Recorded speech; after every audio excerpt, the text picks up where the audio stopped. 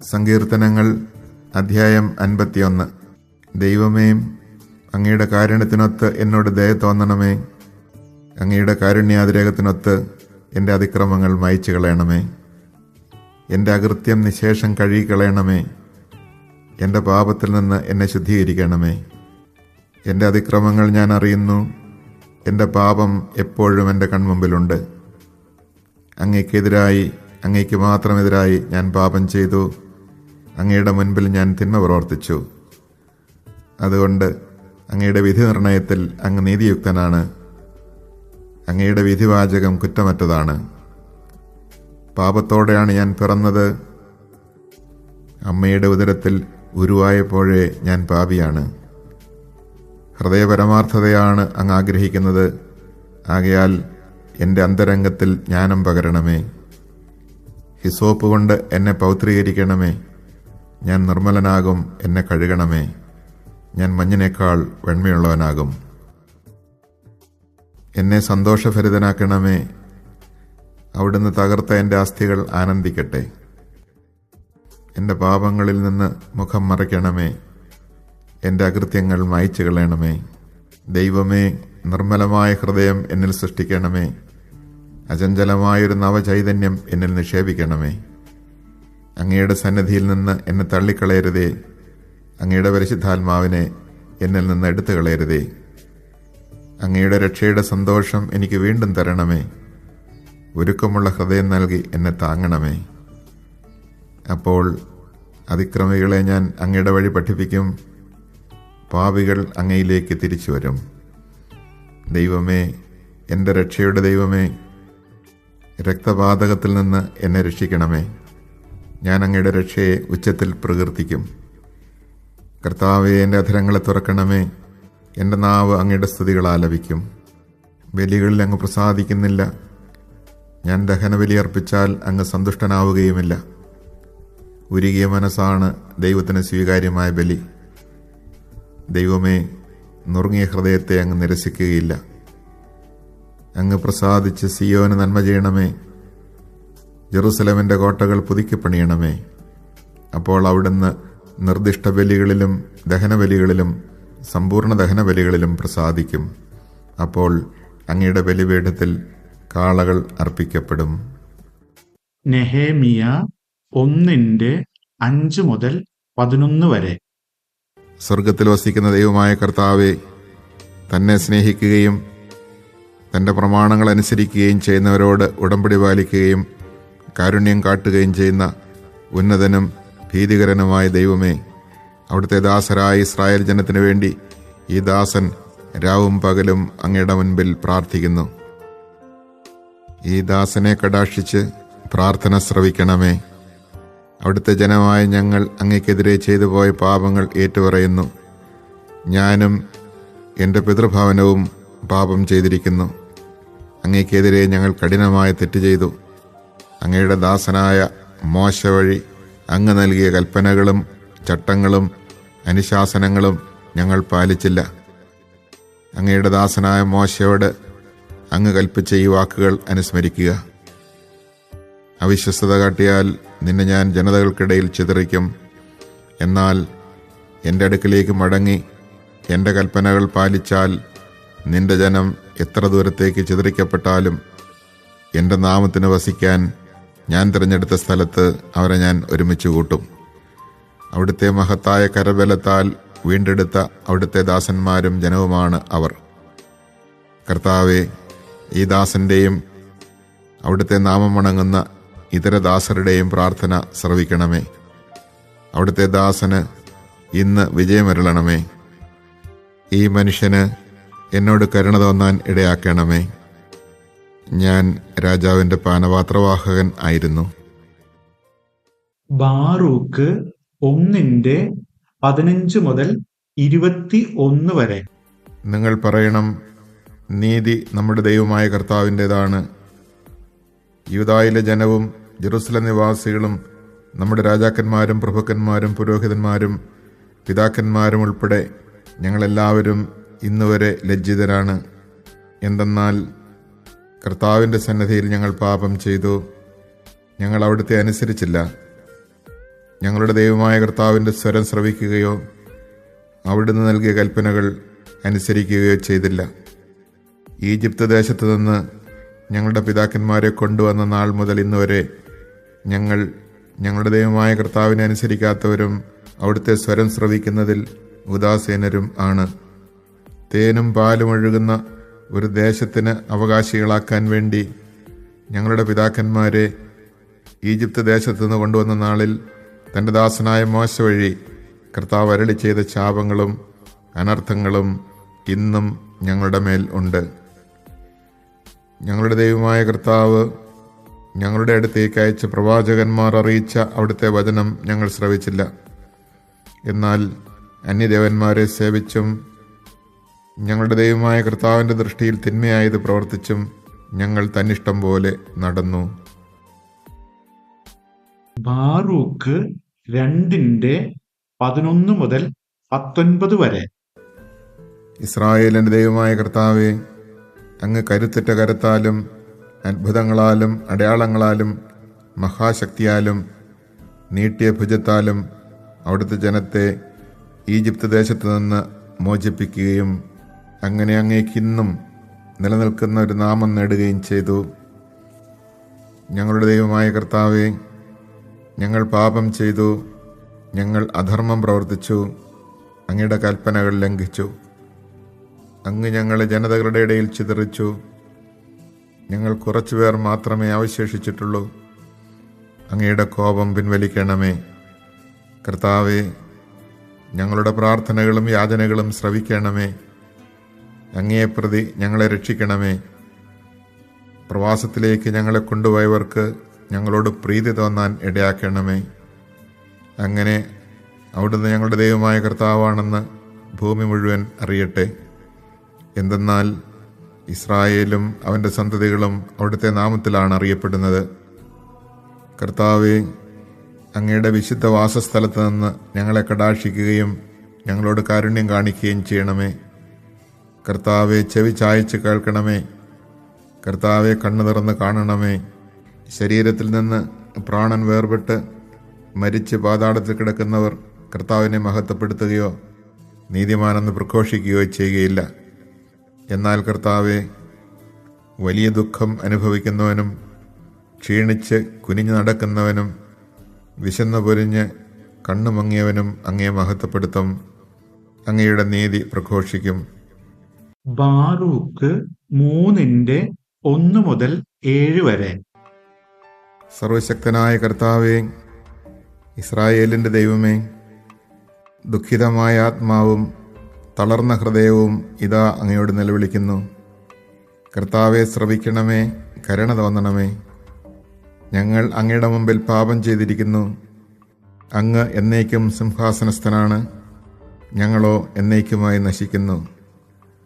സർവശക്തനായ കർത്താവേ, ഇസ്രായേലിൻ്റെ ദൈവമേ, ഇസ്രായേലിലെ മരണത്തിനൊഴിഞ്ഞിട്ടവരുടെ ഞങ്ങളുടെ ദൈവമായ കർത്താവിൻ്റെ സ്വരം ശ്രവിക്കാതെ അവിടുത്തെ മുമ്പിൽ പാപം ചെയ്യുകയും അങ്ങനെ ഞങ്ങളുടെ മേൽ അനർത്ഥം വരുത്തിവെക്കുകയും ചെയ്തവരുടെ മക്കളുടെ പ്രാർത്ഥന ശ്രവിക്കണമേ. ഞങ്ങളുടെ പിതാക്കന്മാരുടെ അപരാധങ്ങൾ ഓർക്കാതെ അങ്ങയുടെ നാമത്തെയും ശക്തിയെയും ഇപ്പോൾ സ്മരിക്കണമേ. എന്തെന്നാൽ അങ്ങാണ് ഞങ്ങളുടെ ദൈവമായ കർത്താവ്. കർത്താവെ, അങ്ങയെ ഞങ്ങൾ സ്തുതിക്കും. അങ്ങയുടെ നാമം വിളിച്ചപേക്ഷിക്കുന്നതിനായി അങ്ങയെക്കുറിച്ചുള്ള ഭയം ഞങ്ങളുടെ ഹൃദയത്തിൽ അങ്ങ് നിക്ഷേപിച്ചു. അങ്ങയുടെ മുമ്പിൽ പാപം ചെയ്ത ഞങ്ങളുടെ പിതാക്കന്മാരുടെ അകൃത്യങ്ങൾ ഞങ്ങൾ ഹൃദയത്തിൽ നിന്ന് ഉപേക്ഷിച്ചിരിക്കുന്നതിനാൽ ഞങ്ങളുടെ പ്രവാസത്തിൽ ഞങ്ങൾ അങ്ങയെ പുകഴ്ത്തും. ഞങ്ങളുടെ ദൈവമായ കർത്താവിനെ ഉപേക്ഷിച്ച ഞങ്ങളുടെ പിതാക്കന്മാരുടെ അകൃത്യങ്ങൾ നിമിത്തം ഞങ്ങൾ നിന്ദയും ശാപവും ശിക്ഷയും ഏറ്റുകൊണ്ട് അങ്ങ് ഞങ്ങളെ ചിതറിച്ചു കളഞ്ഞ ഇടങ്ങളിൽ ഇതാ ഞങ്ങൾ ഇന്നും പ്രവാസികളായി കഴിയുന്നു. ഇസ്രായേലേ, ജീവന്റെ കൽപ്പനകൾ കേൾക്കുക, ശ്രദ്ധാപൂർവം ജ്ഞാനമാർജിക്കുക. തോബിത്ത് 3:1 മുതൽ 6 വരെ.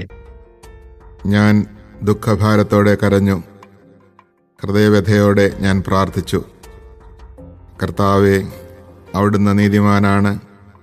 അങ്ങയുടെ പ്രവൃത്തികളും അങ്ങയുടെ മാർഗങ്ങളും കാരുണ്യവും സത്യവും നിറഞ്ഞതാണ്.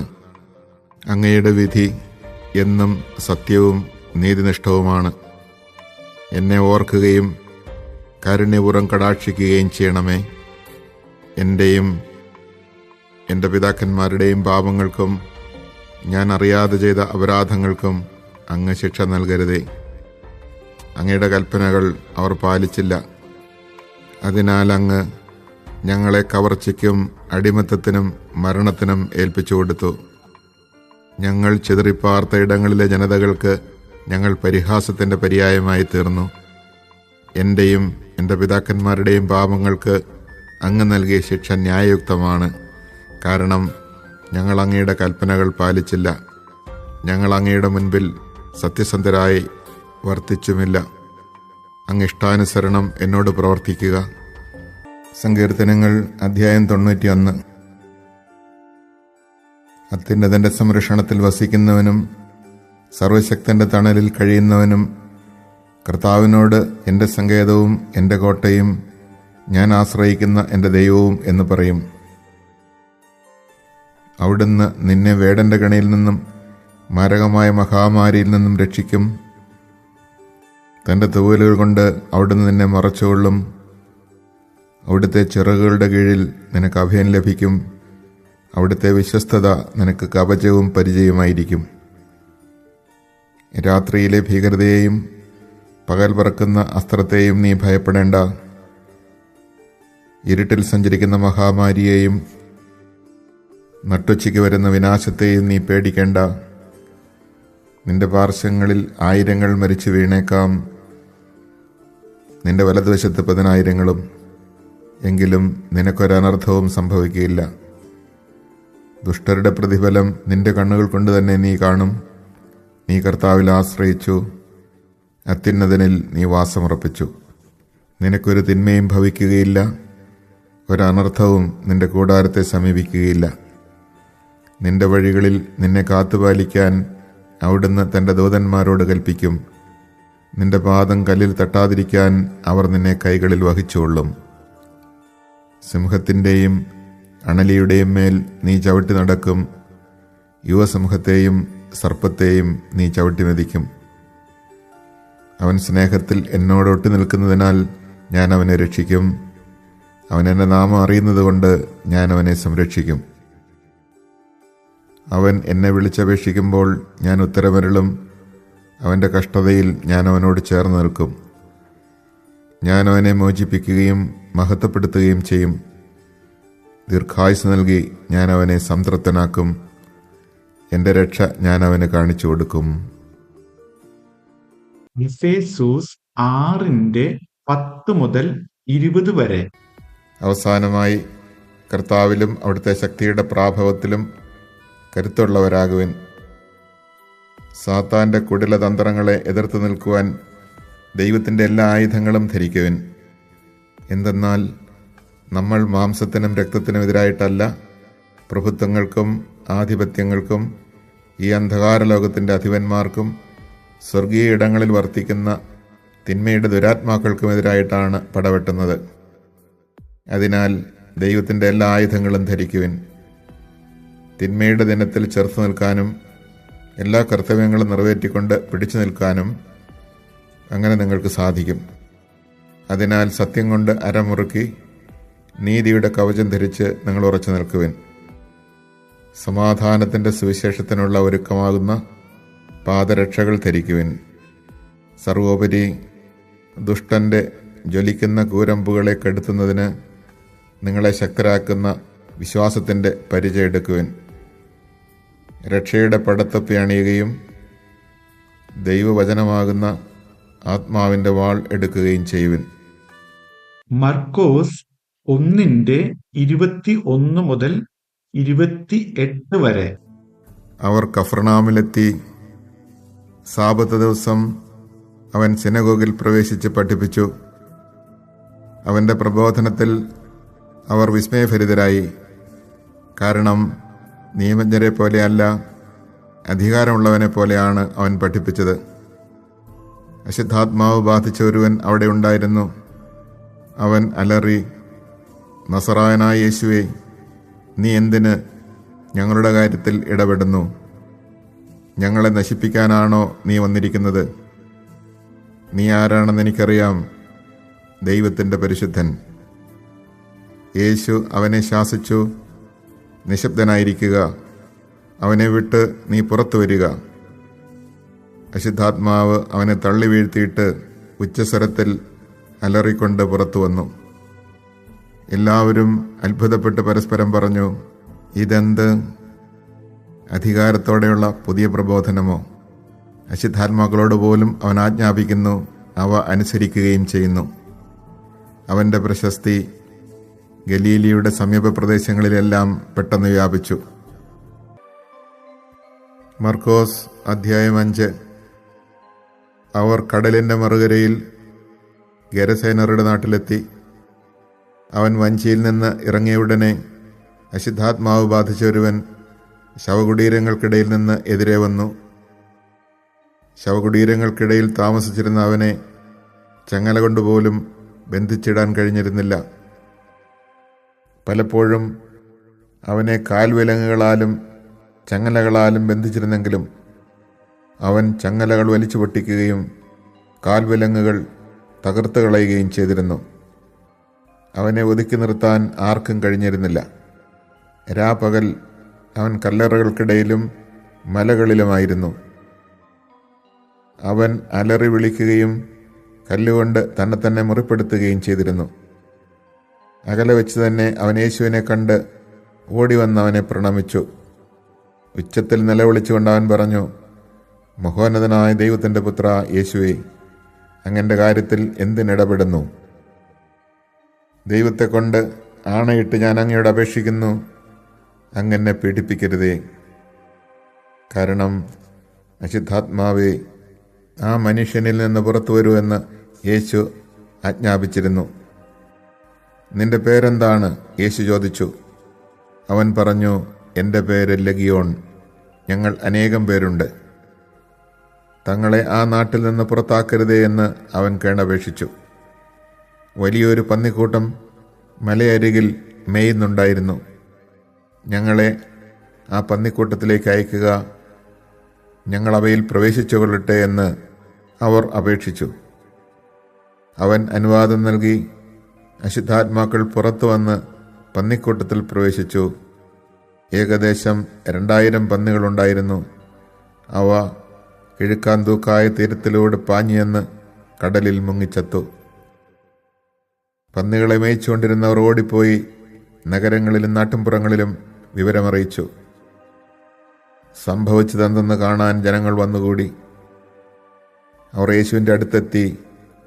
ലഗിയോൻ ആവേശിച്ചിരുന്ന പിശാചുബാധിതൻ വസ്ത്രം ധരിച്ച് സുബോധത്തോടെ അവിടെ ഇരിക്കുന്നത് കണ്ടു. അവർ ഭയപ്പെട്ടു. പിശാചുബാധിതനും പന്നികൾക്കും സംഭവിച്ചത് കണ്ടവർ അക്കാര്യങ്ങൾ ജനങ്ങളോട് പറഞ്ഞു. തങ്ങളുടെ പ്രദേശം വിട്ടു പോകണമെന്ന് അവർ യേശുവിനോട് അപേക്ഷിച്ചു. അവർ വഞ്ചിയിൽ കയറാൻ തുടങ്ങിയപ്പോൾ പിശാച് ബാധിച്ചിരുന്ന മനുഷ്യൻ അവനോടുകൂടെ പോകുന്നതിന് അനുവാദം ചോദിച്ചു. എന്നാൽ യേശു അനുവദിച്ചില്ല. അവൻ പറഞ്ഞു, നീ വീട്ടിൽ സ്വന്തക്കാരുടെ അടുത്തേക്ക് പോവുക. കർത്താവ് നിനക്ക് വേണ്ടി എന്തെല്ലാം പ്രവർത്തിച്ചുവെന്നും എങ്ങനെ നിന്നോട് കരുണ കാണിച്ചുവെന്നും അവരെ അറിയിക്കുക. അവൻ പോയി യേശു തനിക്ക് വേണ്ടി എന്തെല്ലാം ചെയ്തെന്ന് ദെക്കാപോളീസിൽ പ്രഘോഷിക്കാൻ തുടങ്ങി. ജനങ്ങൾ അത്ഭുതപ്പെട്ടു. മർക്കോസ് 9:14 മുതൽ 29 വരെ. അവർ ശിഷ്യരുടെ അടുത്തെത്തിയപ്പോൾ വലിയൊരു ജനക്കൂട്ടം അവരുടെ ചുറ്റും കൂടിയിരിക്കുന്നതും നിയമജ്ഞർ അവരോട് തർക്കിച്ചുകൊണ്ടിരിക്കുന്നതും കണ്ടു. അവനെ കണ്ടയുടനെ ജനക്കൂട്ടം മുഴുവൻ വിസ്മയഭരിതരായി ഓടിക്കൂടി അവനെ അഭിവാദനം ചെയ്തു. അവൻ അവരോട് ചോദിച്ചു, നിങ്ങൾ എന്താണ് അവരുമായി തർക്കിക്കുന്നത്? ജനക്കൂട്ടത്തിൽ ഒരാൾ മറുപടി പറഞ്ഞു, ഗുരു, ഞാൻ എൻ്റെ മകനെ അങ്ങയുടെ അടുത്ത് കൊണ്ടുവന്നിട്ടുണ്ട്.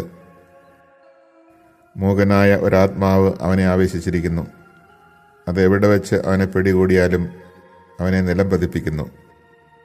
അപ്പോൾ അവൻ പല്ലുകടിക്കുകയും നുരയും പതയും പുറപ്പെടുവിക്കുകയും മരവിച്ചു പോവുകയും ചെയ്യുന്നു. അതിനെ ബഹിഷ്കരിക്കാൻ അങ്ങയുടെ ശിഷ്യന്മാരോട് ഞാൻ അപേക്ഷിച്ചു, അവർക്ക് കഴിഞ്ഞില്ല. അവൻ അവരോട് പ്രതിവചിച്ചു, വിശ്വാസമില്ലാത്ത തലമുറയെ, എത്ര നാൾ ഞാൻ നിങ്ങളോട് കൂടെ ഉണ്ടായിരിക്കും?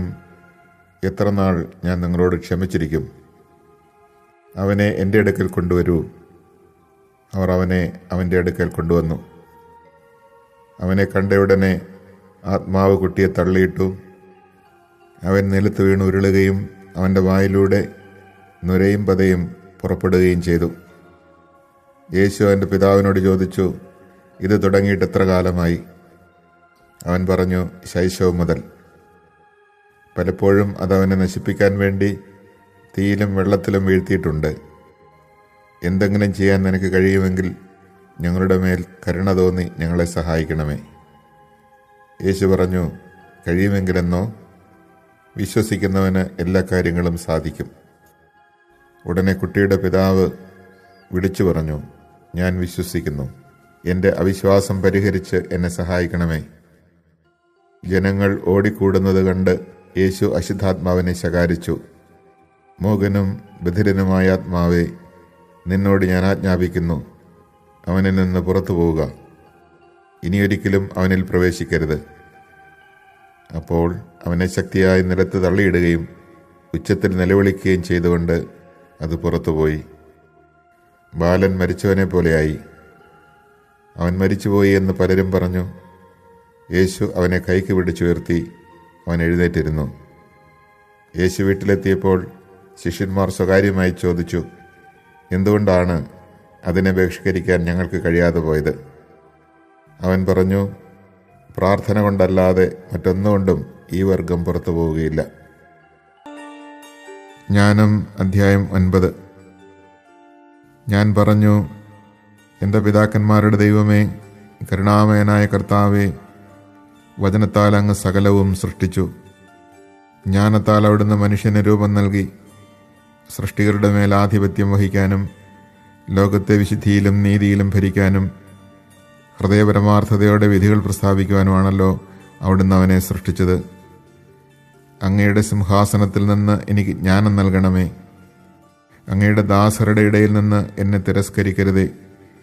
ഞാൻ അങ്ങയുടെ ദാസനും ദാസിയുടെ പുത്രനും ദുർബലനും അല്പായുസ്സും നീതി നിയമങ്ങളിൽ അല്പജ്ഞനുമാണ്. മനുഷ്യരുടെ മധ്യേ ഒരുവൻ പരിപൂർണനെങ്കിലും അങ്ങിൽ നിന്ന് വരുന്ന ജ്ഞാനമില്ലെങ്കിൽ അവനൊന്നുമല്ല. എന്നെ അങ്ങയുടെ ജനത്തിൻ്റെ രാജാവും അങ്ങയുടെ മക്കളുടെ വിധികർത്താവുമായി അവിടുന്ന് തിരഞ്ഞെടുത്തിരിക്കുന്നു. ആരംഭത്തിലെ അങ്ങൊരുക്കിയ വിശുദ്ധ കൂടാരത്തിൻ്റെ മാതൃകയിൽ അങ്ങയുടെ വിശുദ്ധഗിരിയിൽ ആലയവും ആവാസനഗരിയിൽ ബലിപീഠവും പണിയാൻ അങ്ങ് എന്നോട് ആജ്ഞാപിച്ചു. അങ്ങയുടെ പ്രവൃത്തികൾ അറിയുകയും ലോകസൃഷ്ടിയിൽ അങ്ങയോടൊത്തുണ്ടാവുകയും ചെയ്ത അങ്ങേക്ക് പ്രസാദകരവും അങ്ങയുടെ നിയമം അനുസരിച്ച് ശരിയുമായ കാര്യങ്ങൾ അറിയുന്ന ജ്ഞാനം അങ്ങയോടൊത്ത് വാഴുന്നു. വിശുദ്ധ സ്വർഗത്തിൽ നിന്ന് അങ്ങയുടെ മഹത്വത്തിൻ്റെ സിംഹാസനത്തിൽ നിന്ന് ജ്ഞാനത്തെ അയച്ചു തരണമേ. അവൾ എന്നോടൊത്ത് വസിക്കുകയും അധ്വാനിക്കുകയും ചെയ്യട്ടെ. അങ്ങനെ അങ്ങയുടെ ഹിതം ഞാൻ മനസ്സിലാക്കട്ടെ. സകലതും അറിയുന്ന അവൾ എൻ്റെ പ്രവൃത്തികളിൽ എന്നെ ബുദ്ധിപൂർവ്വം നയിക്കും. തൻ്റെ മഹത്വത്താൽ അവൾ എന്നെ പരിപാലിക്കും. അപ്പോൾ എൻ്റെ പ്രവൃത്തികൾ സ്വീകാര്യമാകും. അങ്ങയുടെ ജനത്തെ ഞാൻ നീതിപൂർവ്വം വിധിക്കും. പിതാവിൻ്റെ സിംഹാസനത്തിന് ഞാൻ യോഗ്യനാകും. കാരണം ദൈവശാസനങ്ങൾ ആർക്ക് ഗ്രഹിക്കാനാവും? കർത്താവിൻ്റെ ഹിതം തിരിച്ചറിയാൻ ആർക്ക് കഴിയും? മർത്യരുടെ ആലോചന നിസ്സാരമാണ്. ഞങ്ങളുടെ പദ്ധതികൾ പരാജയപ്പെടാം. നശ്വര ശരീരം ആത്മാവിന് ദുരൂഹമാണ്. ഈ കളിമൺ കൂടാരം ചിന്താശീലമുള്ള മനസ്സിനെ ഞെരുക്കുന്നു. ഭൂമിയിലെ കാര്യങ്ങൾ ഊഹിക്കുക ദുഷ്കരം. അടുത്തുള്ളതുപോലും അധ്വാനിച്ചു വേണം കണ്ടെത്താൻ. പിന്നെ ആകാശത്തിലുള്ള കാര്യങ്ങൾ കണ്ടെത്താൻ ആർക്ക് കഴിയും? അങ്ങ് ജ്ഞാനത്തെയും അങ്ങയുടെ പരിശുദ്ധാത്മാവിനെയും ഉന്നതത്തിൽ നിന്ന് നൽകിയില്ലെങ്കിൽ അങ്ങയുടെ ഹിതം ആരറിയും? ജ്ഞാനം ഭൂവാസികളുടെ പാത നേരെയാക്കി അങ്ങേക്ക് പ്രസാദമുള്ളവ അവരെ പഠിപ്പിച്ചു. അവർ രക്ഷിക്കപ്പെടുകയും ചെയ്തു. സങ്കീർത്തനങ്ങൾ അധ്യായം 34. കർത്താവിനെ ഞാൻ എന്നും പുകഴ്ത്തും. അവിടുത്തെ സ്തുതികൾ എപ്പോഴും എൻ്റെ അധരങ്ങളിലുണ്ടായിരിക്കും.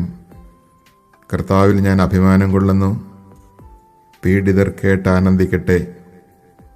എന്നോടൊത്ത് കർത്താവിനെ മഹത്വപ്പെടുത്തുവിൻ. നമുക്കൊരുമിച്ച് അവിടുത്തെ നാമത്തെ സ്തുതിക്കാം. ഞാൻ കർത്താവിനെ തേടി, അവിടുന്ന് എനിക്ക് ഉത്തരമരുളി. സർവ്വഭയങ്ങളിൽ നിന്ന് അവിടുന്ന് എന്നെ മോചിപ്പിച്ചു. അവിടുത്തെ നോക്കിയവർ പ്രകാശിതരായി, അവർ ലജ്ജിതരാവുകയില്ല.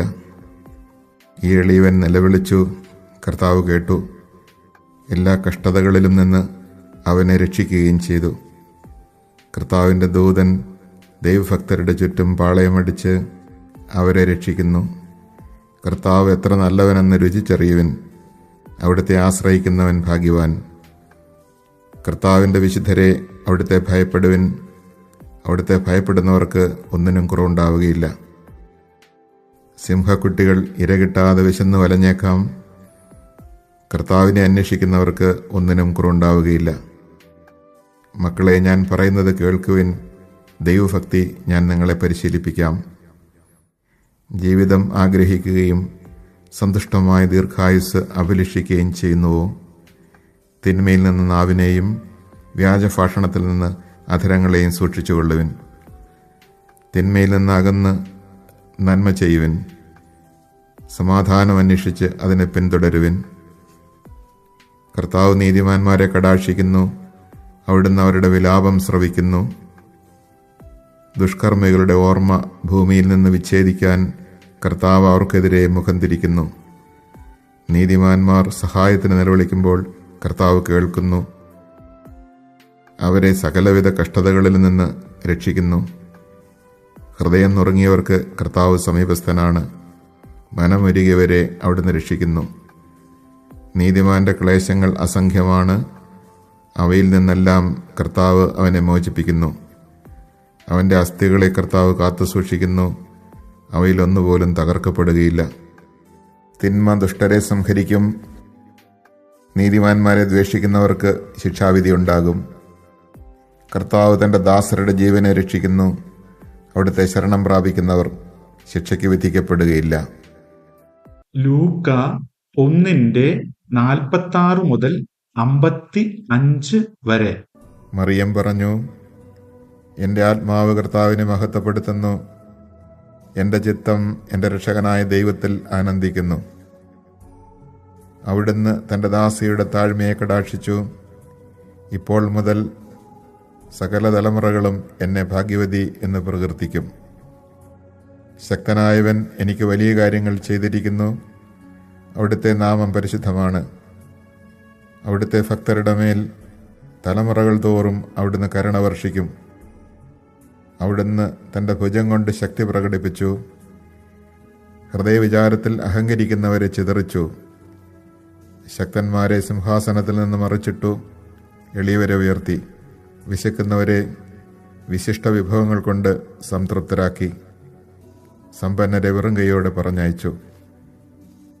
തൻ്റെ കാരുണ്യം അനുസ്മരിച്ചുകൊണ്ട് അവിടുന്ന് തൻ്റെ ദാസനായ ഇസ്രായേലിനെ സഹായിച്ചു. നമ്മുടെ പിതാക്കന്മാരായ അബ്രാഹത്തോടും അവൻ്റെ സന്തതികളോടും എന്നേക്കുമായി ചെയ്ത വാഗ്ദാനം അനുസരിച്ച് തന്നെ. മാർപ്പാപ്പയുടെ നിയോഗങ്ങൾക്കായുള്ള പ്രാർത്ഥന. വിശുദ്ധ കുരിശിന്റെ അടയാളത്താൽ ഞങ്ങളുടെ ശത്രുക്കളിൽ നിന്ന് ഞങ്ങളെ രക്ഷിക്കണമേ. ഞങ്ങളുടെ തമ്പുരാനെ, പിതാവിൻ്റെയും പുത്രൻ്റെയും പരിശുദ്ധാത്മാവിൻ്റെയും നാമത്തിൽ ആമേൻ. സ്വർഗസ്ഥനായ ഞങ്ങളുടെ പിതാവേ, അങ്ങയുടെ നാമം പൂജിതമാകണമേ. അങ്ങയുടെ രാജ്യം വരണമേ. അങ്ങയുടെ തിരുമനസ് സ്വർഗത്തിലെ പോലെ ഭൂമിയിലുമാകണമേ. അന്നന്ന് വേണ്ട ആഹാരം ഇന്ന് ഞങ്ങൾക്ക് തരണമേ. ഞങ്ങളോട് തെറ്റ് ചെയ്യുന്നവരോട് ഞങ്ങൾ ക്ഷമിക്കുന്നത് പോലെ ഞങ്ങളുടെ തെറ്റുകൾ ഞങ്ങളോടും ക്ഷമിക്കണമേ. ഞങ്ങളെ പ്രലോഭനത്തിൽ ഉൾപ്പെടുത്തരുതേ. തിന്മയിൽ നിന്ന് ഞങ്ങളെ രക്ഷിക്കണമേ. ആമേൻ. നന്മ നിറഞ്ഞ മറിയമേ സ്വസ്തി, കർത്താവ് അങ്ങയോടുകൂടെ സ്ത്രീകളിൽ അങ്ങ് അനുഗ്രഹിക്കപ്പെട്ടവളാകുന്നു. അങ്ങയുടെ ഉദരത്തിൻ ഫലമായ ഈശോ അനുഗ്രഹിക്കപ്പെട്ടവനാകുന്നു. പരിശുദ്ധ മറിയമേ, തമ്പുരാൻ്റെ അമ്മേ, പാപികളായ ഞങ്ങൾക്ക് വേണ്ടി ഇപ്പോഴും ഞങ്ങളുടെ മരണസമയത്തും തമ്പുരാനോട് അപേക്ഷിക്കണമേ. ആമേൻ. പിതാവിനും പുത്രനും പരിശുദ്ധാത്മാവിനും സ്തുതി, ആദിയിലെ പോലെ ഇപ്പോഴും എപ്പോഴും എന്നേക്കും. ആമേൻ.